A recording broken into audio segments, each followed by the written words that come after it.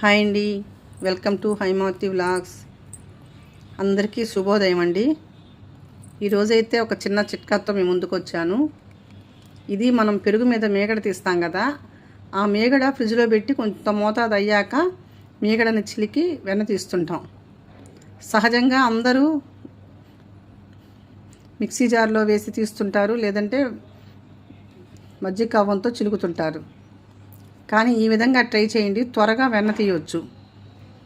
ఇలా ముద్దకవ్వంతో మనం పప్పు ఎనుపుకున్నట్లుగా ఈ మీగడని బాగా మెత్తగా చేసుకున్నాక ఐస్ వాటర్ పోయండి.